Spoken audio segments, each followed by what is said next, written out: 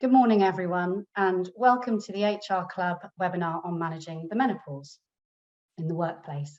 My name is Sue Meehan-Boys, and I'm one of the HR consultants at Quay HR. Caitlin Anniss was due to be presenting this session, but unfortunately is unable to attend, so I'm doing this in her place. I will be presenting today alongside Jessica Scott-Dye, who is one of the lawyers in the VWV employment team. Before we begin the presentation, I just wanted to make you aware that our next HR Club is on the 7th of December, and the topic is occupational health, with Charlie Vivian, an occupational health specialist from Icarus Health, who is our guest presenter. If that is of interest, please do get in touch to book your place. So during today's session, we will be looking at understanding a bit more about the menopause, its symptoms, and how it can have an impact at work. Jess will then take you through the legal context, and then we will look at current guidance on how to manage employees who are experiencing symptoms of menopause in the workplace, and look at some useful practical tips on how to manage this. This is a topical issue, evidenced in part by the large number of you listening today. It wasn't something which was widely discussed until fairly recently in the context of the workplace. However, various publications, such as the Daily Mail and HR News, for example, have raised awareness on menopause. And Channel 4 more recently has broadcast documentaries by Davina McCall, who has discussed the symptoms of menopause and how they are increasingly affecting women in the workplace. The topic is also now widely discussed on social media. And in recent months, organisations such as ACAS and the CIPD have published useful information and guidance. Before we delve into the legal context, it's worth spending a little time just looking at what menopause is and why it's an important area of focus for you as employers. So menopause is a natural stage of life when a woman's estrogen levels decline and she stops having periods. The perimenopause is the stage that leads up to this, and it's the changing levels of hormone that occur. And this is the time when many women start to experience symptoms. Due to the limited awareness, many women do not necessarily associate their symptoms with being perimenopausal, and as a result, may not seek support at work. The perimenopause can often last for 4 to 5 years, although for some women, it may continue for many more years, and indeed for others, it can last for just a few months. There are some psychological and physical symptoms. Typically, they are quite wide-ranging, and the list is continuing to increase as medical knowledge develops into this area. But typical symptoms can be hot flushes and night sweats, low mood or mood swings, poor memory and concentration, insomnia and anxiety or panic attacks. Physical symptoms can be things such as headaches, fatigue, joint pains and aches, palpitations. And the consequence of deficiency of estrogen can have impact in terms of medical diseases such as heart disease, diabetes, dementia, and even cancer. However, it's important to remember that everyone is different and symptoms can fluctuate and be felt to varying degrees. So if we think about the impact on businesses, recent census-wide and ONS data has shown that perimenopause and menopause is costing the UK businesses 14 million working days per year, which equates to approximately 1.8 billion in lost productivity. So why is it important that we consider it? Well, as of 2021, there are approximately 15 million women in the workplace, and around a fifth of those would be over 50. In the UK, the average age for a woman to go through the menopause is 51. However, around 100 women experience menopause, 1 in 100, before 40. So therefore, it's a process that can impact a large section of your community. How you manage the menopause will impact a number of areas of your work. For example, staff well-being.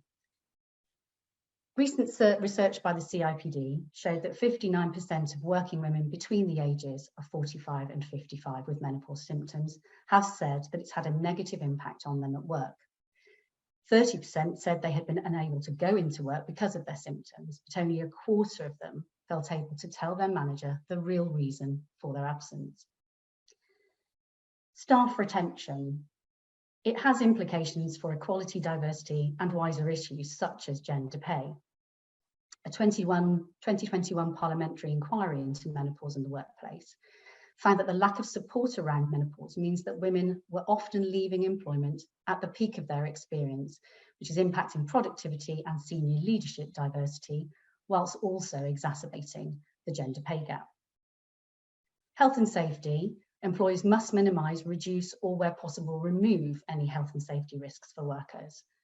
So ensuring that menopausal symptoms are not made worse by the workplace or work practices and making changes to help a worker manage their symptoms at work is critical. Undertaking a risk assessment for an employee going through the menopause will help identify any areas of concern. And this might involve checking workplace temperatures, making sure that there is somewhere suitable for a worker to rest, checking toilet facilities, etc.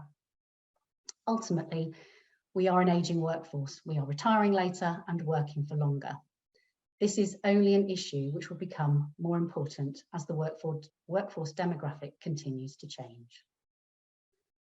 I'll now hand over to Jess, who will take you through the legal impact.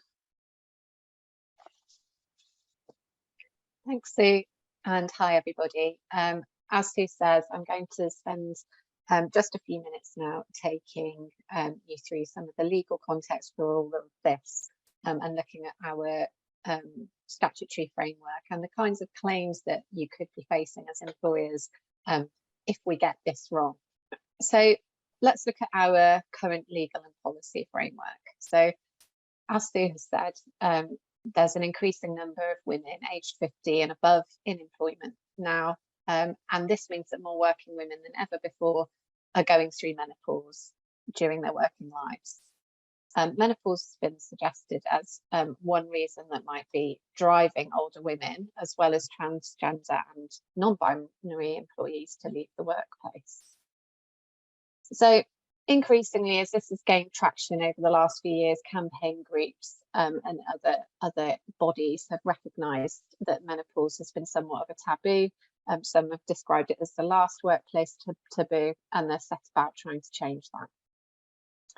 So in July of 2021, the House of Commons Women and Equalities Committee launched a cross-party inquiry into workplace issues surrounding the menopause. The purpose of that inquiry was to examine existing discrimination legislation and workplace practices in order to consider whether enough is being done to prevent women from leaving their jobs or suffering adverse consequences due to going through menopause at work. So the inquiry published its report in July 22. Before it published the report, we had some other independent reports that were published and various other debates that went on in government, which I'll come on to talk about shortly.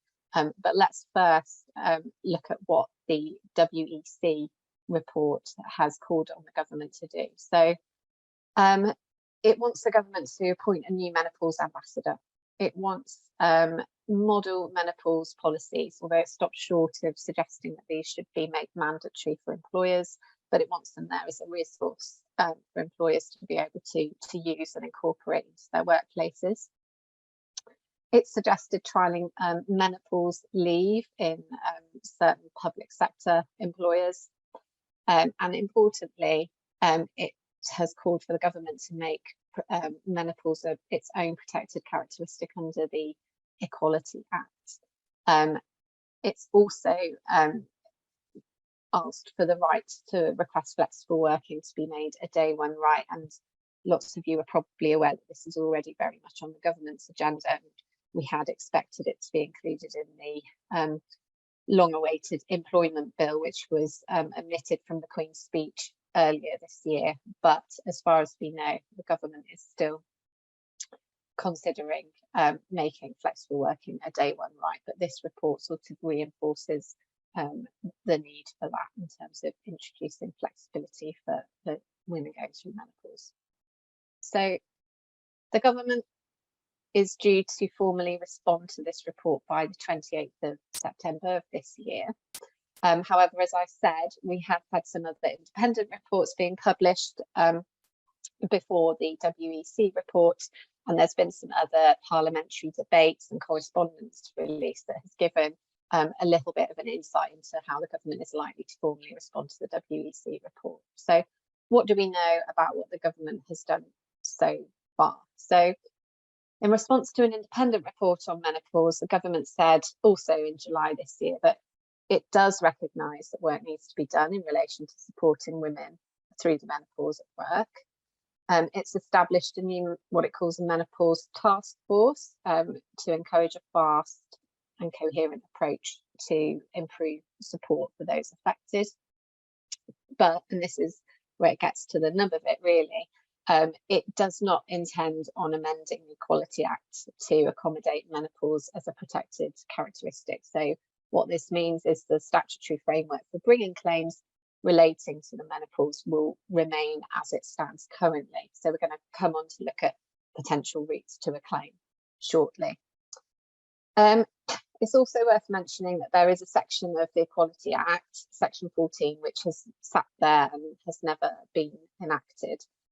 It concerns combined discrimination, which would allow claims to be brought on the basis of two combined protected characteristics. So age and sex, for example, could lead quite neatly, you could see, to a menopause related claim. But the government has said that they don't think there's anything to be gained by enacting this section of the Act. So that is also unlikely to change. Where the government has made concessions is that it accepts employers would benefit from updated guidance on menopause at work, so that they can better understand the law in the area and more effectively support their staff. So the government has committed to publishing updated guidance in this area, so we're waiting for that. So against this backdrop of inquiries and reports and debates, tribunal claims that cite menopause continue to rise. So really interestingly, they increased by 44% in 2021. And I was reading actually just recently that if you look also at tribunal claims that mention not menopause by name, but mention symptoms that you might associate with menopause, so concentration lapses, issues regulating temperature, for example, and if you look at cases from women who are potentially menopausal, who cite those kind of menopause related terms, they are also at an all-time high. So it seems to be gathering pace as we break down this workplace, this last workplace taboo, that people are actually getting the courage now to actually write the word menopause on their claim form and say, actually, I'm saying that I have been treated in the way I've been treated because I'm a menopausal, I'm going through menopause. So mentions of the actual word menopause increased by 75% in tribunal documents also in 2021. So despite the lack of regulatory change, it does appear that this is an area that is gathering pace and certainly isn't going to be going away anytime soon. So let's look then at where all this leaves us. So for anyone looking to bring or indeed defend a claim relating to the menopause, we've got to look to our existing statutory framework. So under the Employment Rights Act, claimants can bring claims for unfair dismissal or indeed constructive unfair dismissal.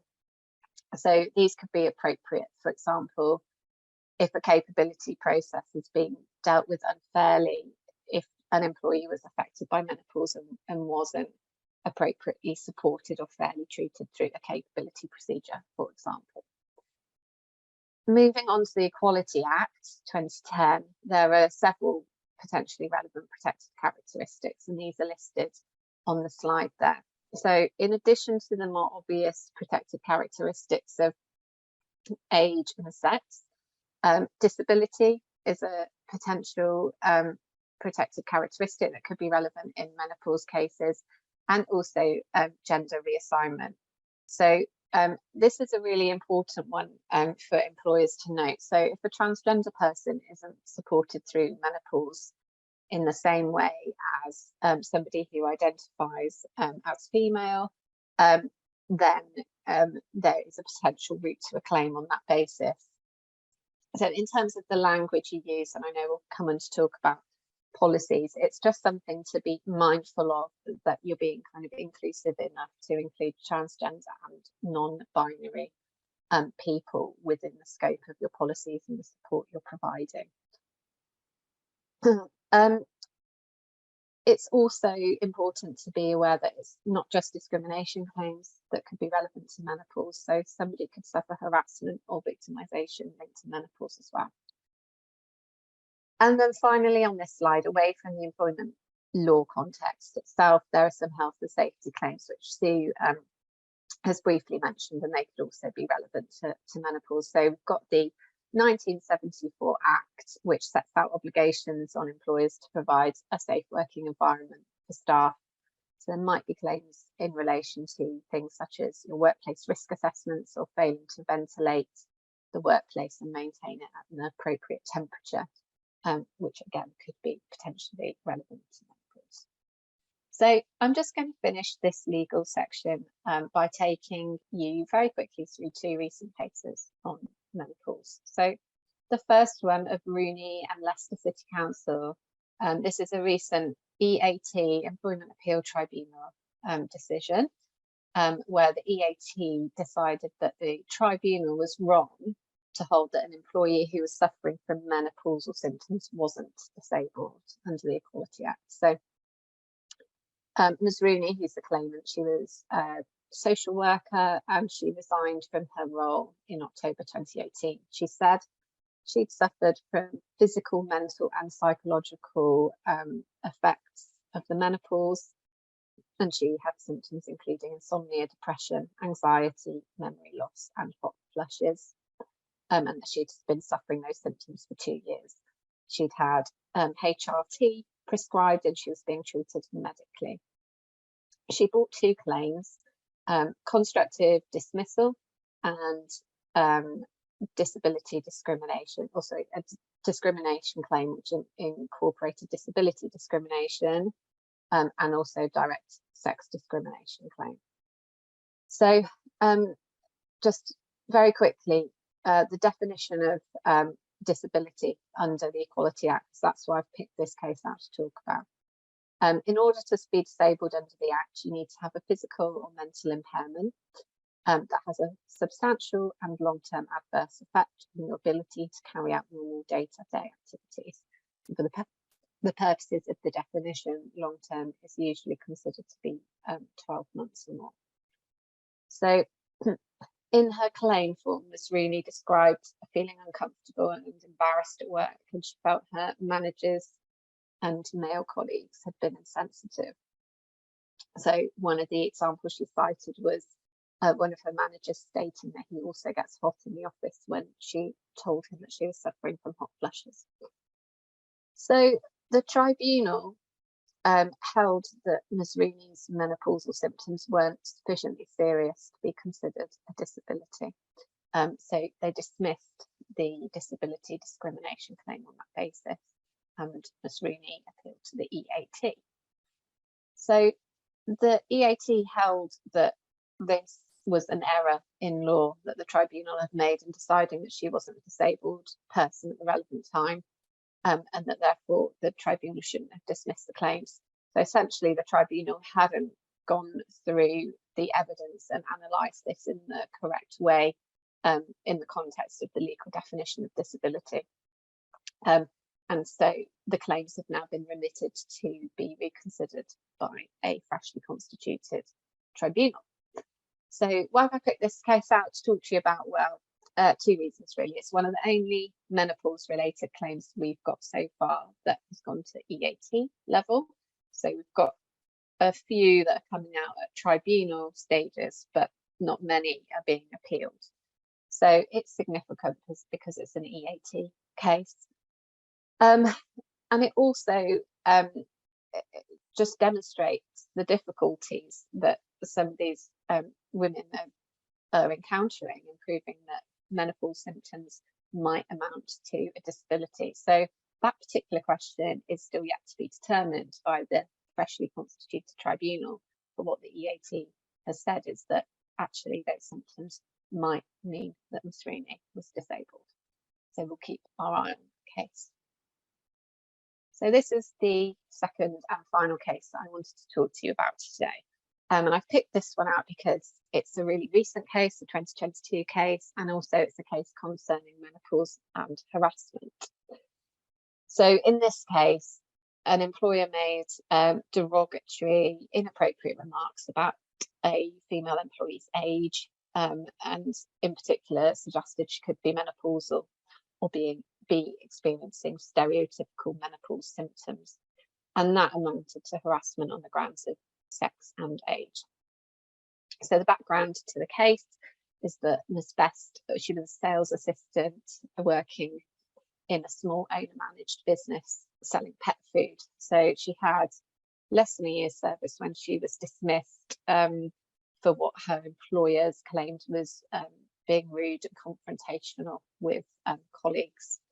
But there'd been an altercation with the owner, and Ms Best claimed that during that altercation, the owner of the business, Mr Fletcher, shouted at her that she must be in her menopause and said her husband would start looking at younger women now. So she brought various claims at tribunal, and one of them was harassment relating to protected characteristics of age and sex. And that complaint was upheld at the tribunal. So there weren't any independent witnesses present during this altercation between Ms Best and Mr Fletcher. But nevertheless, the tribunal found that Mr Fletcher had invaded Ms Best's privacy in broaching this highly sensitive topic with her, and that he'd acted tactlessly in directly asking her whether she was menopausal. He had asked that question even after she'd made it quite clear she didn't want to participate in the discussion, and that was noted as being relevant to the outcome. So what had been happening was that a customer was describing having a hot flush, and Ms Best said, "Oh, I'm not having any of that, I don't even want to hear about it." But after the customer left, Mr Fletcher continued to pursue the topic with her. So that was, for harassment purposes, that was unwanted conduct which had the effect of violating her dignity and creating a humiliating environment for her at work. So why have I picked this case out to talk to you about? Well, I think we'll come on to managing menopause at work now and how to do that kind of practically. But, you know, whilst this case is quite extreme on its facts, because I don't think there would be many people who would conduct themselves in the way Mr Fletcher did, it just shows about that grey area, and that sort of real importance of treading delicately around how you talk about these issues, and the cues you take from your staff around whether or not they're actually willing to have a conversation with you about menopause related issues. That's it from me. Sorry, there's just one question that's been asked during that section. Would the facts in Best and Bark also lend themselves to victimisation claim in your view as well as harassment? Yeah, so the victimisation is definitely a potential claim that could be relevant to menopause. So for a victimisation claim, you would have to commit a protected act and then be subject to a detriment. So a protected act could be alleging that somebody has breached the Equality Act. So somebody has discriminated against you or harassed you, and then if you're subject to detriment because of that protected act, then you've got a potential discrimination claim. So yes, potentially. I'll hand back over to you, Sue. Thanks very much, Jess. Oh, Awesome. It's just about the recording. Yes, we will be sending this out later on, so you'll be able to catch anything you've missed. Thanks for that.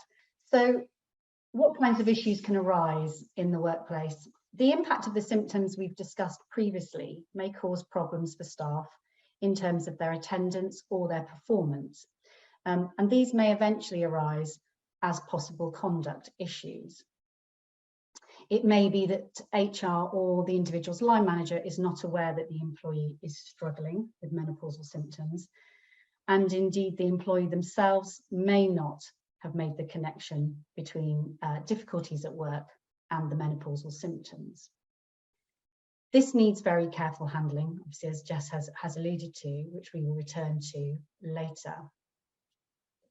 How you deal with these issues can, of course, impact on the working relationship that you have within the workplace.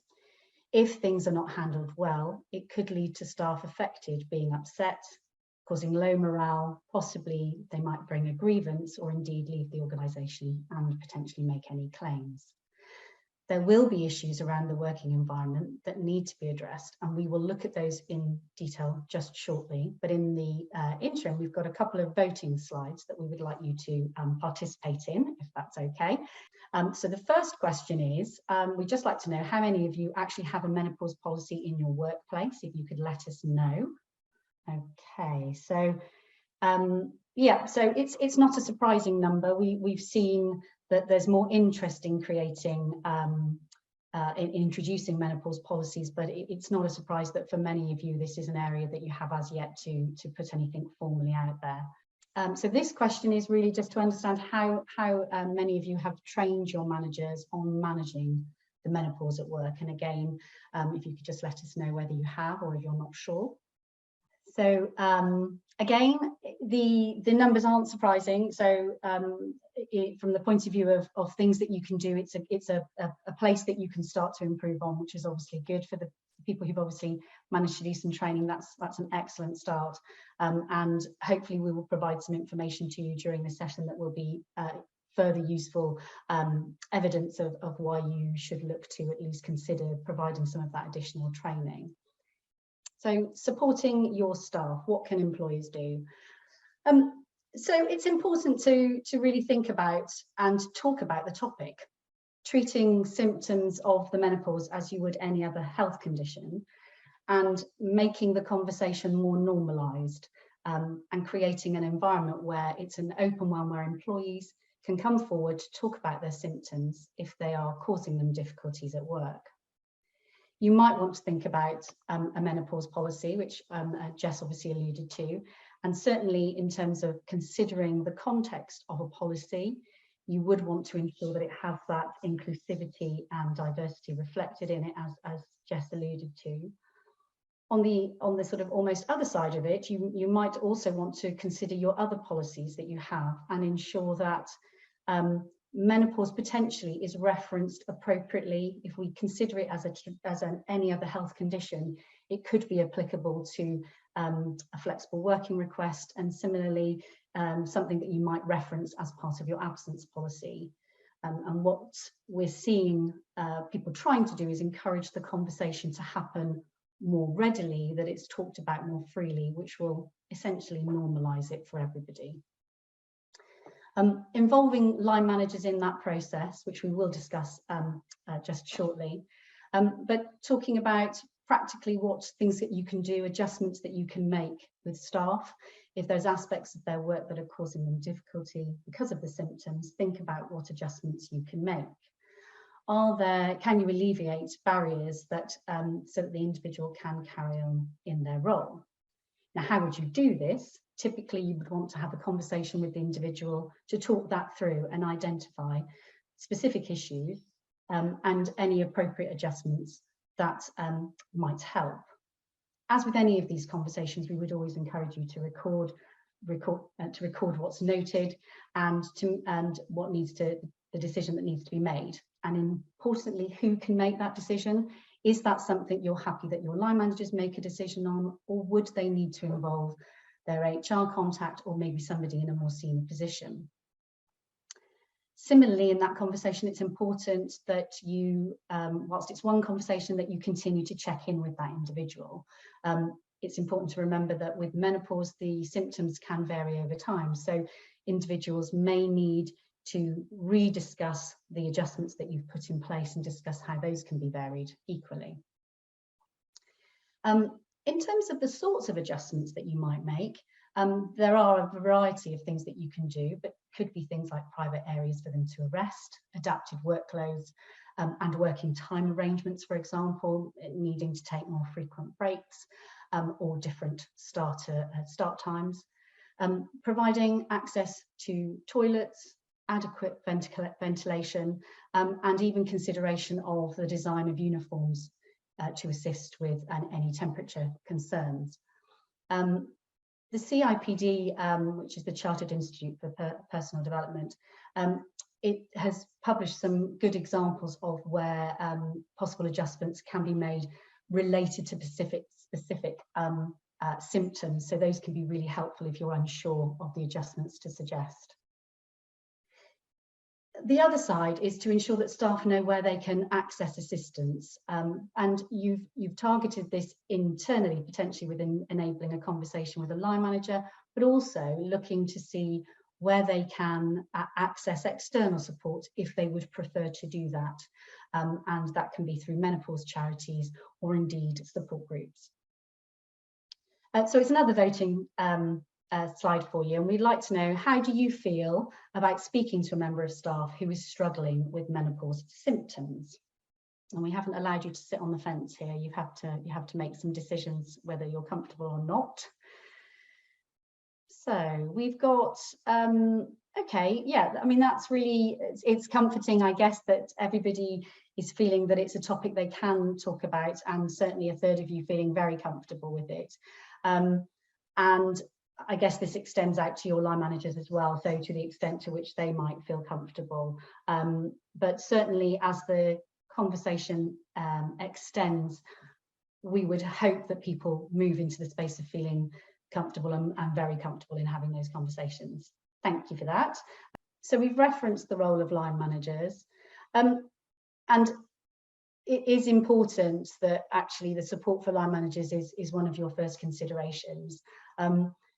Essentially, they are the people who generally deal with these types of issues, and the conversations can be difficult for those line managers to have, so it's critical that they are supported. They're generally the first point of contact if somebody's struggling with work and any of the symptoms they might be experiencing. They'll be responsible for implementing policies and supporting good performance within their teams, and for managing absence and any of those return to work interviews. One of the ways to create that, or to remove some of the difficulties and the lack of comfort in having those conversations, is to ensure that you already have a regular dialogue occurring between your line managers and their teams, by creating ongoing positive two-way conversations between managers and their team members. That will facilitate an environment where those employees feel able to speak up and talk about issues that perhaps are more personal to them. Of course, managers should be keeping this information that they've discussed at these meetings confidential, and agreeing with the member of staff who they can talk to about the discussion, and indeed how.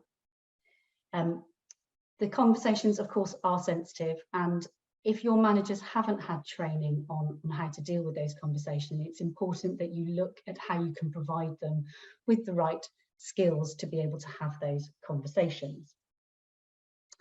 Many of the symptoms women will be experiencing at this time are intimate and may be embarrassing for them to discuss. Critically, though, managers need to be prepared for that and need to try not to be embarrassed, and to enable the individual to be put at their ease. This is where having that ongoing dialogue in place already, it will facilitate that more natural conversation. But that's not to say that it won't still have a level of difficulty for individuals participating in it. As we've said, the more we talk about this topic and the more it's normalised in the context of all of the workplace, relevant workplace interactions, the more that will become easier for everybody. What it is important to remember for your managers, and as Jess evidenced in one of the cases, is it's important that the individual is allowed to put forward their request for their point about suffering from menopausal symptoms. It's important line managers don't ask direct questions about the menopause, but that they do ask questions about the individual's well-being, or indeed talk about issues that they have noticed with the individual, such as the fact that maybe they've been arriving late, or that they have seen they have not been able to complete tasks or have seemed unaware or confused by some of the detail. Creating awareness for managers is important so that they are comfortable about how to deal with this. A starting point could be to provide them with some guidance on how people managers deal with this information, whether that's something that's written or whether it's training.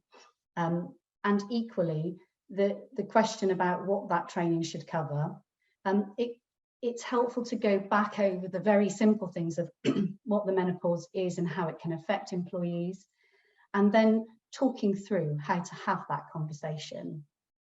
And what support might be appropriate, but of course referencing them appropriately to the law as well, so that they're clear of their obligations in managing employees going through this stage in their lives. It's also important to let your staff know where your managers have had this training, because again, it will encourage that level of confidence that they will have potentially in approaching their line managers. Raising awareness is really important. The conversation is developing, as we've said, but it remains in some cases largely a taboo subject. So it's also important to remember that raising awareness applies to everyone in the workforce. It's not just women, it's men as well, so that everyone understands their role in increasing understanding and creating a positive workplace environment for all. You need to think about how you're going to tell your staff what you're going to do on the menopause. So you might want to gauge awareness in your workforce in the first instance and think about your culture. It's important to think about what will work best for you and your organisation. And likewise, it's important not to assume that everyone will want to engage. So you might want to pull together a suite of tools that will allow you to raise awareness in different ways. Some of the ways that we have seen people look at raising awareness have included things like running wellbeing cafes, which focus specifically on key topics such as menopause, which have information that can be shared at that time. They also can offer the opportunity for speakers to attend, therefore allowing employees to ask questions in a safe environment. Creating menopause community groups within your organisation has also been another way that employees can find further support. You might want to look at a poster campaign that just asks some very simple questions. And again, looking at policies, looking at whether or not you publish a policy and how you interact that with your other policies, as I've mentioned, for example, flexible working and sickness. But promoting simple messages and providing employees with the information and signposting of where they can access support. You might want to consider having menopause champions in the workplace who can then be points of contact for employees to talk to if they are experiencing problems and not quite sure how to raise the topic. It's important also to get your senior leadership team on board and get their buy-in, and maybe consider even having a sponsor at a senior level. Managing the menopause can be a key part of a strategy to support and attract and retain female talent. So that concludes the session today, but we've put up here some useful resources for you to note, where there's further guidance and help that can be really useful for you and for your employees and line managers. And also, if you would like to contact us to discuss purchasing a template menopause policy and guidance note for line managers, please do so. I'm not sure if any questions have come up, so I'll have a quick look in the question box. We have had one. Yeah, so majority of over 40 has been the case for a long time. It's not better. Sorry, I'm just reading it. It's quite a long one. Yeah.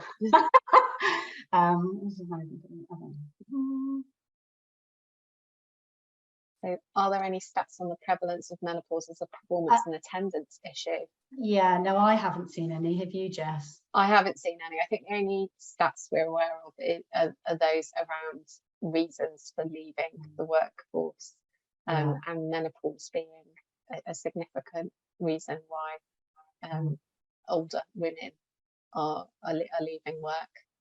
I think that's the only stat. I think it would probably be pretty difficult to capture stats on menopause as a performance and attendance issue, because so much depends on how open staff are willing to be.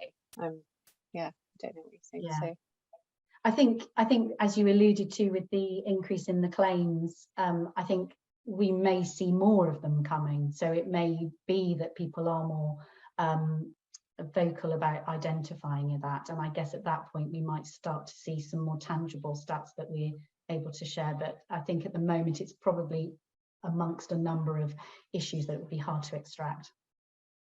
Okay. I don't know if there's another question. Where are the statistics on leavers? They're all over the place. CIPD have got some. They get continually updated. Office of National Statistics as well, I'm aware of, but they age quickly. Yes. So I would just caution that. Great. If anybody else wants to ask any more questions, we have a few minutes before the end of the session. We have a couple more slides relating to some further training that we offer. So we'll perhaps move to those slides. Thank you. So as the slide suggests, we run HR and employment law training, e-learning solutions, sorry, for line managers. A number of short courses covering the areas listed there, if those would be of interest. The difference in terms of this offering is that it's a combination of HR but also employment law as well, so you have more detailed information upon the relevant legal context, so can be really useful depending on the situations that you're experiencing in your workplace. And I think there's a second slide as well. Please. Yes, so if you'd like to if you would like any further detail, then obviously please do vote. And then once we have those details, we would, following the session, we would get back in touch with people. So another couple of questions have come in whilst we've been doing the polls, so I don't know whether we can chat through those while people are voting. Yeah. So the first is, what do you do if somebody resigns but they raise in their exit interview being menopause related? So that's a really good question, and it might put you on notice that you could be facing a constructive dismissal claim, I suppose, and that could potentially be relating to some kind of heading of discrimination. But I would say that there's an opportunity, if it's an exit interview conversation, to hopefully diffuse any of the tension or the strong feeling that might be relating to the way that person felt that they've been treated. I think you'd have to review how, what had happened, whether there was a capability issue, how that was dealt with, and see if you can identify learning points, I suppose, to inform how you would go forward. But I think, you would probably be identifying it as a potential risk of a claim. Yeah, it's difficult in an exit interview because clearly the decision has effectively been made. But it's important, I guess, that you at least provide that opportunity for further discussion. There may be, as you say, the opportunity at least to remove diffuse any potential further claims, but certainly learning, going back into the workplace, of things that perhaps could have been improved, as we find in exit interviews about any number of topics, of course. So still useful information to have. The last question: how do you determine whether menopause? Sorry, is it whether menopause is capability? Sorry, I'm not quite sure. I think if you look at the next one down, it's clarified. Sorry, oh right, sorry. Yeah. I mean, if you cannot ask about it, but think it is related to capability. I mean, I guess this is a bit of a part legal, part HR answer, Jess, as well, isn't it? I mean, essentially, you clearly can't make the direct question, but it is important that, and this is why ensuring your line managers are comfortable at exploring what's behind the concerns of capability, that they ask appropriate questions and provide an opportunity for the individual to put forward why those things might be causing them issues. But ultimately, if the individual is not prepared to disclose that, then you would treat it as a capability issue. Would that be right, Jess? I agree entirely. I think it's very much about providing that person with the opportunity to talk to you, and making them as comfortable as possible to explain, give their account, especially if it's somebody who's previously been a strong performer and you've noticed a sudden change. You can ask questions around it. For example, if you're noticing somebody suddenly late a lot of the time and they were previously punctual, you know, you could speak about that and see if that leads on to a conversation about, you know, what's going on in the background. But I think it's really about those open questions, rather than sort of ambushing anybody and making them feel like you forced their hand. And I think it comes back to that context of creating a more open conversation where you are providing individuals with the opportunity to be more open anyway about the difficulties they may be experiencing, but also there's this element of raising awareness that actually they may not themselves have connected the dots if they are perimenopausal. They may not actually see that they may not have diagnosed that themselves. So it can be as illuminating for the individual to suddenly put those two things together. So sensitive handling of those questions is really important, but that wider environment can really support that conversation. And then we've had another question on non-binary transgender issues and our menopause policies without being discriminatory. Ooh. So we've got in our sort of template policy that we've developed, we deal with this head on and we say this policy applies to women going through menopause, and also transgender and non-binary people who may also experience menopause. And then we say something along the lines of, because you don't want to be including that mouthful every time you refer in your policy to somebody who's experiencing menopause, we say for the purposes of this policy, we refer to, you know, we refer to everybody experiencing menopause as women, but we accept that, you know, it's not all people who identify as female who will be affected by this. And I think probably just to finish off that point, it's also worth thinking about whether you put anything in there about the experience of men who identify as male, how they can be affected by menopause. So as Steve said, the importance of making sure that everybody is aware. And anecdotally, we've heard of some employers who've said, well, actually, now we've rolled out more support for menopause in our workplace, we've actually had some male employees come forward and say, actually, this has really helped me in my home life, within my relationship, so, you know, professionally, within my team, you know, managing various things that are going on. So you can also acknowledge that in the policy, so that it's, you know, you say it's important that it's something that is read and understood by everybody.